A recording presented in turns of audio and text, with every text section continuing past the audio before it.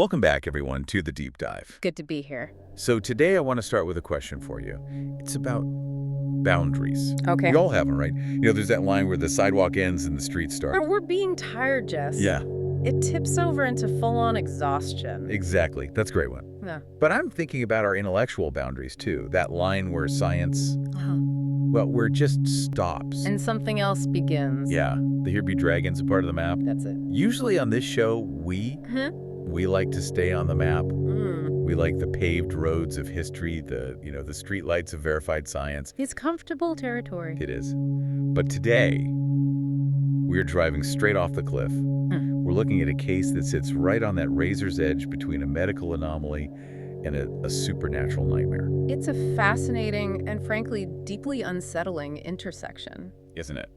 We're so used to the idea that if you're sick, there's a biological cause, a germ, a gene, some kind of Right. cause and effect. Exactly. If there's a crime, there's a motive, greed, passion, revenge. We like things to be logical. It makes the world feel manageable. Safe. Right, safe. But the case we're unpacking today, the Rajesh Pillai case, it takes that safety and just shreds it. It really does. It challenges the comfort zone of not just the people involved at the time, but I think anyone looking at these files today. Because this isn't just a story about a sick kid. No, it definitely isn't. So let's transport ourselves. We're going back to the summer of 1921. The setting is Bombay, British India. And I want you to just picture the heat, that heavy, wet, pre-monsoon humidity that just makes your shirt stick to your back. Oh, yeah. The city is bustling, it's loud, it's this mix of, colonial grandeur and unbelievably crowded streets. And in the middle of all this life, in an area called Kidwai Nagar, there's a 6-year-old boy, Rajesh Pillai. And what happened to Rajesh didn't just stump the local family doctor, it baffled the absolute elite of the British medical establishment. Baffled is putting it mildly. I think if you read between the lines of their notes, they were terrified. Right, because this starts as a medical mystery, a child with symptoms that make no sense.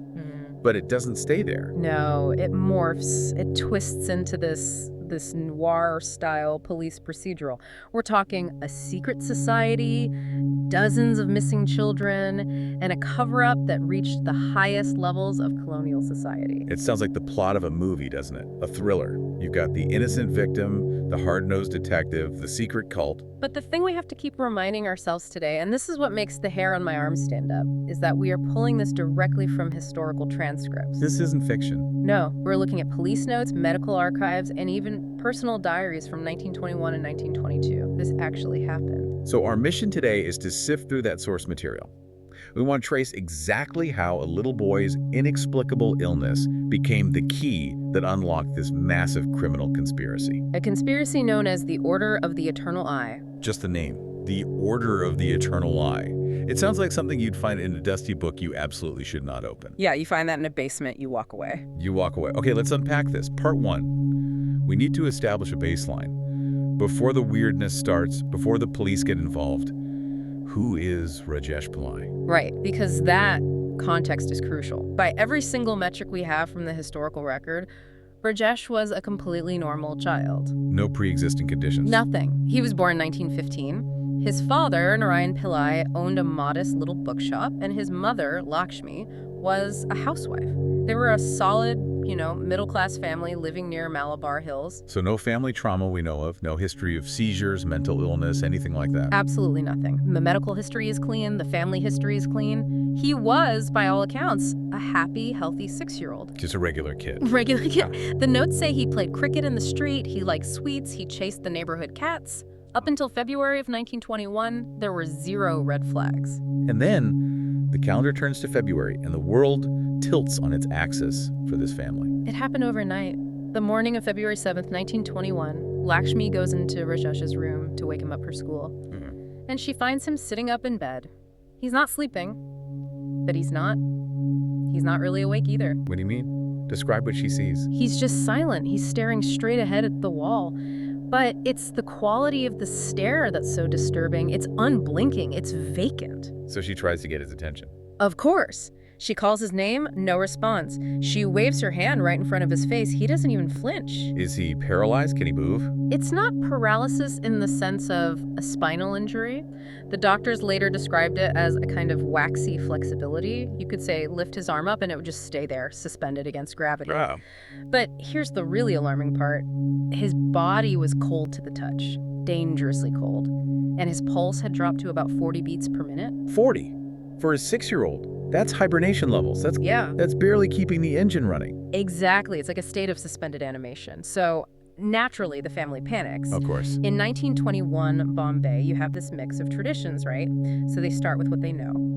They call in a Vaidya, a traditional healer named Govind Rao Shastri. Which makes sense. You exhaust the local options first. Right. And this Vaidya, he's experienced, he's seen fevers, he's seen epilepsy, he's seen what they might call spirits, but he is completely stumped here. Why? What's so different? Usually you're looking for heat in the body, a fever you need to break, but Rajesh is cold. The Vaidya tries everything, herbal smoke, chanting, mantras. Nothing touches the boy. He stays in this catatonic state for 3 full days. 3 days. Just staring. No food, no water. They couldn't get anything into him. And then on the morning of the 4th day, it's like a switch is flipped. He just blinks, shakes his head, looks at his mother, and asks for breakfast. Just like that. Like he just woke up from a long nap. Completely. And he has zero memory of the last 3 days. For him, no time has passed. He's back to being a normal, hungry 6-year-old. I can't imagine the family's relief and confusion. Oh, immense relief. They think it was just some freak occurrence. Maybe he ate something bad. Maybe it was the heat. They just want to forget it and move on. But the universe had other plans. 2 weeks later, it happens again. The same thing. The exact same sudden onset. Found sitting up, staring, cold skin, slow pulse. This time, the catatonia lasts 4 days. A day longer. A day longer. But this is where the story pivots from just a medical mystery into something else entirely. Because when he wakes up from the second episode, he doesn't just ask for food, he starts talking. Okay, this is the part that gets me. What does a 6-year-old say after being gone for 4 days? He tells his mother that he wasn't in his bed. He says he left his body. He describes going to a dark place. A dark place. Yeah. That could mean anything, a dream. But the details are incredibly specific. He's not describing a dreamscape with, flying elephants or anything like that. He's describing architecture. Architecture. What kind of architecture? He talks about a stone building. He describes the walls as being damp. He says he can smell the mold. He talks about a long corridor with rooms on either side. Okay, that's specific. And this is the heartbreaking part. He says there are many other children there, and they are all crying in the dark. Oh my God. That is nightmare fuel. A dungeon full of kids. And he introduces an antagonist, a villain.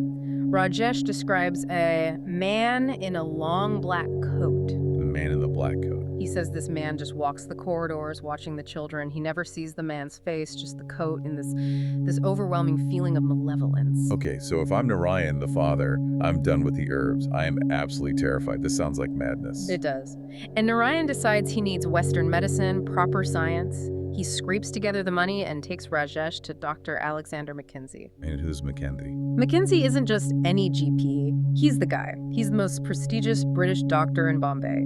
Treats the governor's family very much a stiff upper lip, science explains everything kind of man. The kind of guy who doesn't have time for ghost stories. Precisely. McKenzie runs a full workup. He checks reflexes, blood, everything available to him in 1921. And the physical result, the boy is perfectly healthy. So what's his diagnosis? He does what the medical establishment so often did with unexplained phenomena back then. He dismisses it. He labels it a mental disorder, childhood hysteria. He basically tells the parents it's all in his head. Classic. I can't find a germ, so you must be imagining it. Right. He prescribes some sedatives and sends them home. And do the pills work? They do nothing. By April, the episodes are accelerating. They're happening every few days now. And the nature of the episodes shifts again. Rajesh isn't just silent anymore. While he's in this trance, he becomes a conduit. A conduit? What do you mean? While he's in this trance state staring at the wall, cold to the touch voices start coming out of his mouth. Voices. Plural. Plural. And critically, they are not his voice. What? The pitch changes completely. Sometimes it's high and shrill like a young girl. Sometimes it's lower, rougher. And even more bizarrely, the languages change. Languages he didn't know. That is the key. The Pillai family spoke Tamil and some English at home. But suddenly, the 6-year-old boy is screaming in fluent rural Marathi, then Gujarati, then a dialect of Hindi specific to the northern plains. This is impossible. And the things these voices are saying, they aren't just gibberish, they are screaming for help. Give me an example. What are they saying? Things like, get us out, save us, I can't see the light, my mother is looking for me. It wasn't like a demon possession in the religious sense.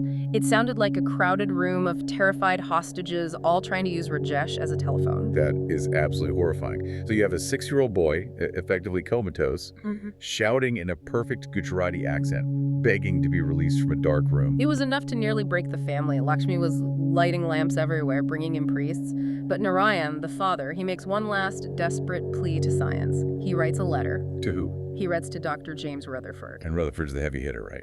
The heaviest. He was the dean of Bombay Medical College, a true pioneer in neurology. He wasn't interested in dismissing things as hysteria. He was interested in the mechanics of the brain. And the letter gets his attention. Something in Narayan's letter, perhaps the specific description of the polyglot speech, the multiple languages, it catches his scientific curiosity. He decides to pay a visit. And he brings back up a psychologist named Dr. Srinivas Iyer. So now we have the A-team of 1921 medicine standing in this kid's bedroom. What happens? Well, initially, Rajesh seems fine. He's lucid, he's playing, he's a normal kid. But Dr. Iyer, the psychologist, starts probing gently.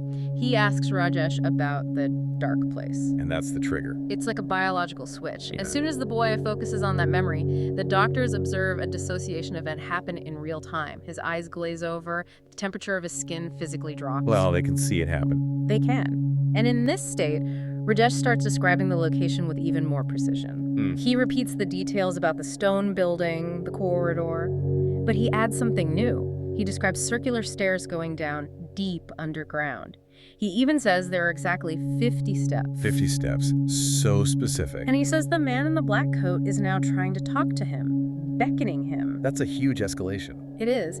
And Rutherford realizes this isn't something that can be treated with a house call. This is a profound neurological phenomenon that needs 24-hour observation. So he admits him. On May 10th, 1921, they admit Rajesh to the neurology department at Bombay Medical College. They want him in a controlled environment, in the lab, under the microscope. They want to rule out the parents, the environment, everything. Exactly. And on May 14th, just 4 days later, they get their data. The famous hospital incident. May 14, 5 o'clock in the morning, a nurse, Mary D'Souza, is doing her rounds. She finds Rajesh sitting bolt upright in his hospital bed, catatonic, pulse slow, body cold, the whole pattern. So she calls the doctor. She alerts Rutherford, who is actually sleeping at the hospital specifically to monitor this case. And Rutherford makes a crucial decision here. He says, do not intervene, do not wake him, we record everything. They treat it like a scientific experiment. Pen, paper, observation. And thank God they did. Because around noon that day, the channeling begins, and this is the session that changes everything. What happens? First, a girl's voice comes out of Rajesh. She's speaking Marathi. She's crying. She says, my mother is looking for me. I want to go home. Oh, God. It's so visceral. Then there's silence for a while. Then a boy's voice, rougher, speaking in Gujarati, says, I am in the dark. I can't see the light. No one is listening to me. And they're documenting all of this. Word for word. Why? Over the next several hours, Rutherford and Iyer record 7 distinct voices, 7 different personalities, 7 different accents or languages, all terrified, all trapped. Now, usually, this is where a skeptic says, okay, the kid is a mimic. He's incredibly observant. He heard these accents at the market. And that was the working theory. They called it cryptomnesia, hidden memory. Maybe he's just regurgitating things he's overheard. That was the rational explanation. Until Rajesh wakes up. And what happens when he wakes up from this session? He is more terrified than they have ever seen him. He's shaking. He tells Dr. Rutherford that the man is angry now. The man knows Rajesh is watching, knows he's talking. Wow. But Rajesh says, I have to tell you. He wants me to tell people about the other children. And then Rajesh starts listing names. Not just voices, actual names. Sole names, first and last. Anita Raghunathan, Vijay Pawar, Tara Desai, Mukesh Sharma, one after another. That's incredibly specific. It's data, and data can be verified. This is the moment where science hits a wall. Dr. Rutherford realizes he's holding a list of potential people. He takes the list and he sends it to the Bombay police. And this is the aha moment. This is where the genre of our story shifts violently. Because they weren't imaginary friends. The police report comes back like a thunderclap. Every single one of those names, Anita, Vijay, Tara, Mukesh, belonged to a child who had gone missing in Bombay between 1917 and 1920. Let's just pause on that for a second. These are real, documented missing children. Real children, real cold cases. Anita was taken from the Dadar area, Vijay from Mahim, Tara from Gurgaon, Mukesh from Bandra. These were completely unrelated disappearances, different years, different neighborhoods. There is no logical way a 6-year-old boy who barely leaves his block in Malabar Hills would know the full names of 4 different missing kids from all over the city from years ago. You can't explain that away with mimicry or cryptomnesia. It's impossible. That's the moment the skepticism dies. It shattered the mental illness diagnosis instantly. Dr. Rutherford realized he wasn't looking at a patient anymore. He was looking at a witness. A remote witness to crimes that had gone completely cold. So the medical case is effectively over. This is now a criminal investigation, which brings us to part 3, the investigation. And enter Inspector Ramesh Chandran. Tell us about Chandran. What kind of cop was he? He's a veteran officer in the Bombay Police. The records describe him as an experienced, pragmatic man. He has a specific and very sad interest in missing children cases because Bombay had a lot of them. So he's seen it all. He's seen it all. He's worked his way up in a colonial system that wasn't exactly designed for him to succeed.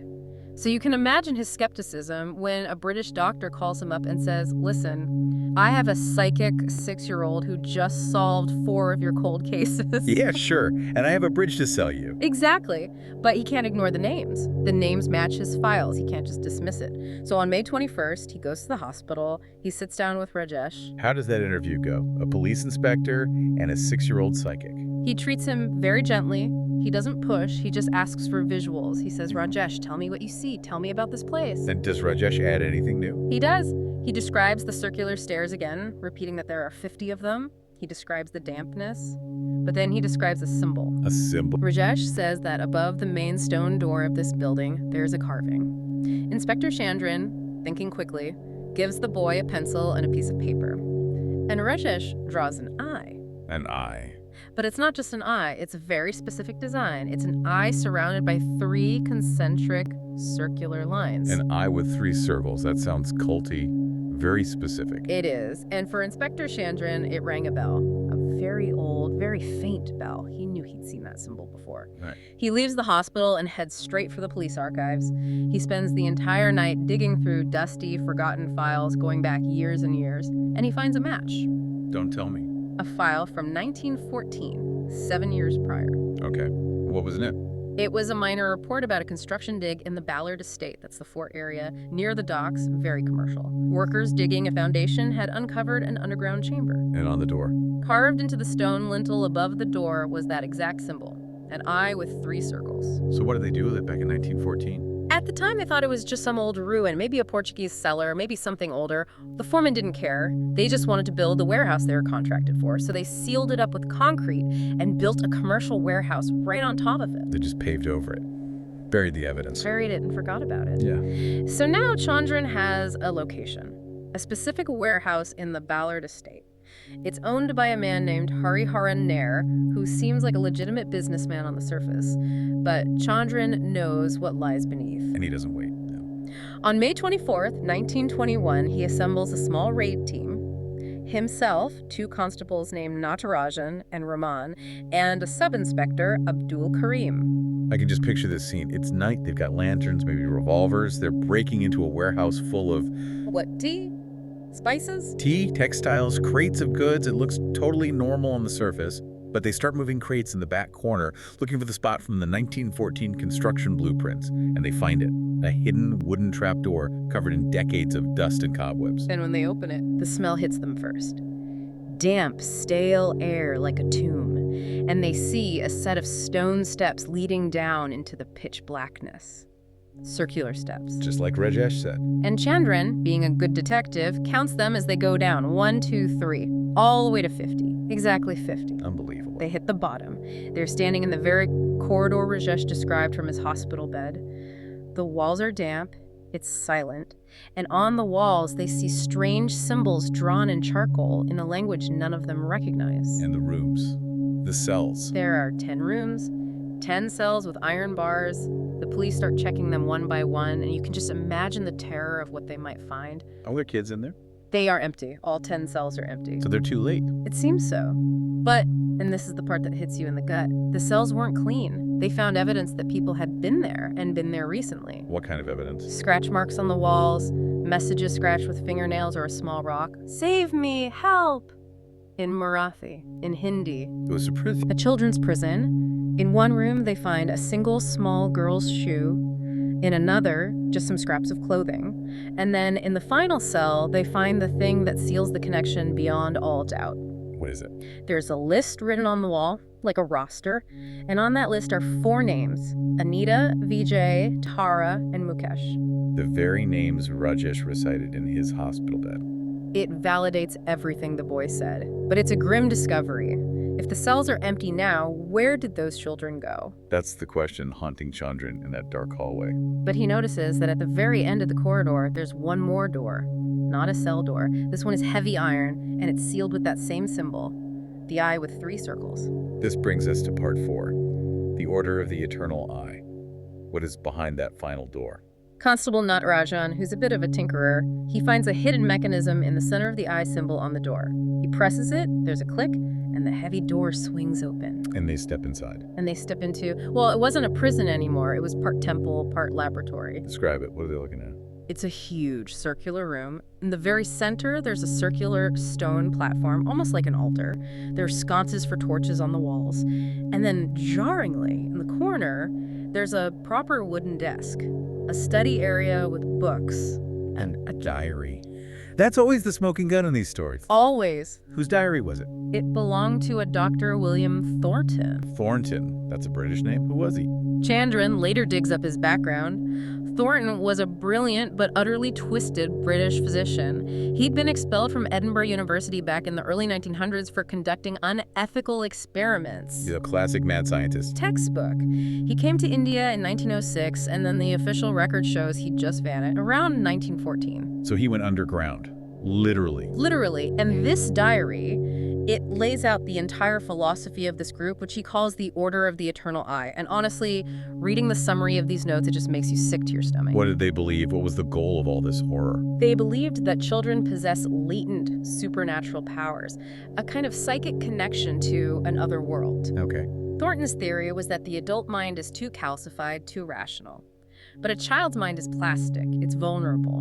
He believed that through extreme trauma, hallucinogenic drugs, and ritualistic fear, he could break the mind's natural defenses and awaken these powers. So the kidnapping, the imprisonment in the dark, the man in the black coat staring at them. It wasn't just sadism, it was a method. It was a systematic scientific process to induce dissociation. He refers to the children in the diary not as children, but as subjects. He clinically notes their resistance, he notes their failures. And what did failure mean in this context? In this context, failure usually meant death or permanent, irreversible insanity. That is absolutely horrific. It's science perverted into a kind of industrial scale torture. And it wasn't small scale. This wasn't just Thornton alone in a basement. While searching the ritual room, Chandran finds a second concealed door. Another one. Behind it, they find wooden crates, stacks of them. And this is the part of the report that apparently broke the policemen who were there. The crates were filled with hundreds of items of clothing, toys, school books, photographs of smiling children. Hundreds. But you said there were only 10 cells? The 10 cells were just for the current batch of subjects.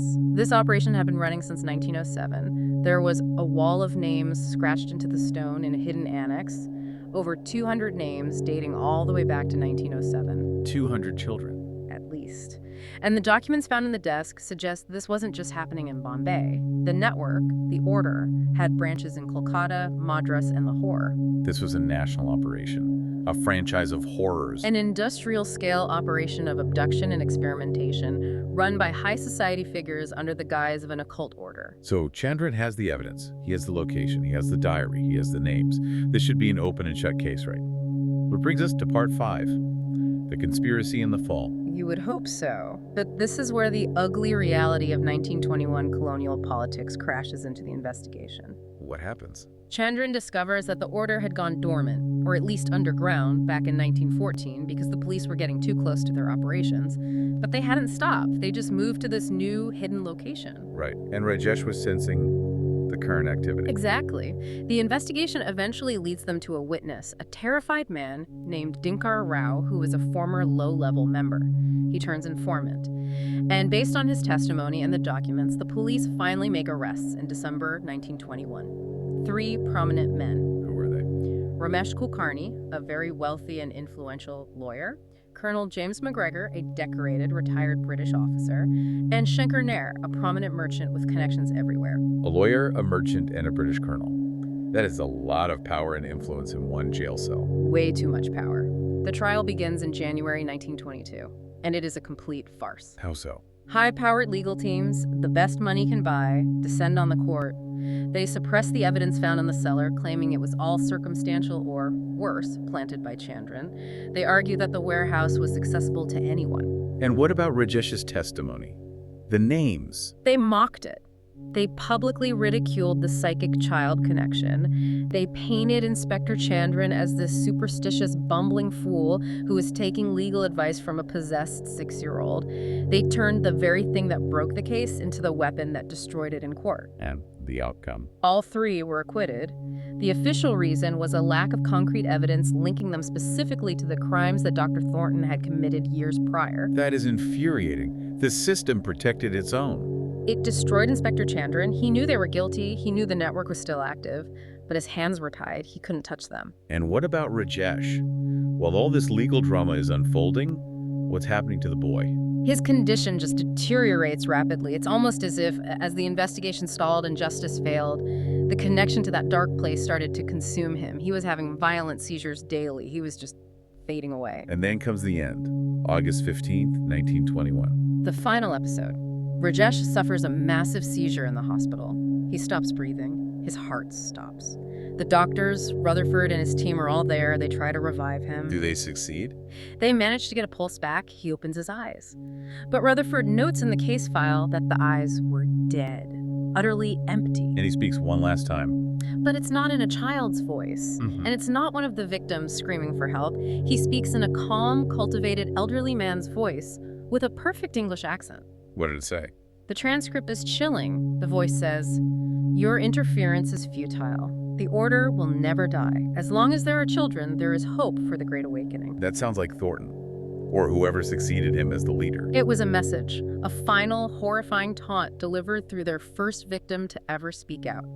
After that sentence, Rajesh slipped into a permanent state of absence. He lost his mind completely. He never recovered. No. He lingered for almost another year, basically a shell, and passed away in his sleep in June of 1922. That is just tragic. The boy who exposed the truth, but it cost him his life. And the tragedy just keeps compounding in the aftermath. The witness, Dinkar Rao, he was found dead shortly after the trial. It was ruled a suicide, but the report notes he was strangled.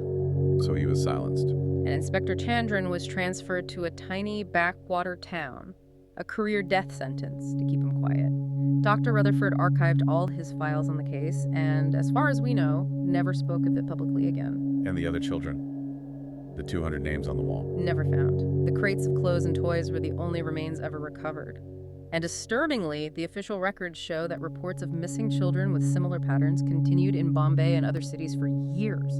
The machine just kept running. You mentioned earlier that the eye symbol is like a scar on the city. What did you mean by that? That's the lingering, creepy mystery. The source material mentions that even decades later, during demolitions of old foundations in what is now Mumbai, we're talking the 1950s, the 60s construction workers would occasionally find old stones marked with that symbol. The eye with 3 circles. Just showing up randomly in the foundations of old buildings. So the infrastructure of this group was literally built into the foundations of the city itself.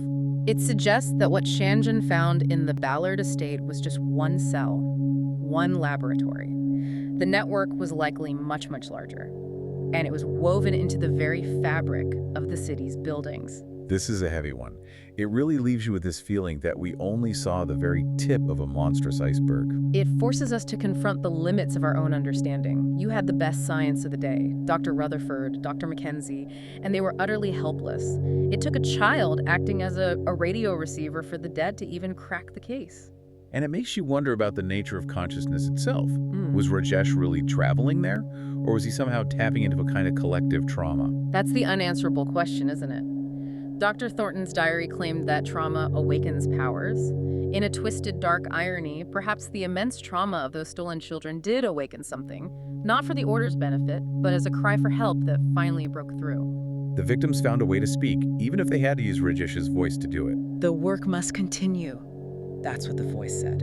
It's what the diary promised. And that is the thought that keeps you up at night. It really is. Truly. So here is our final thought for you to chew on today.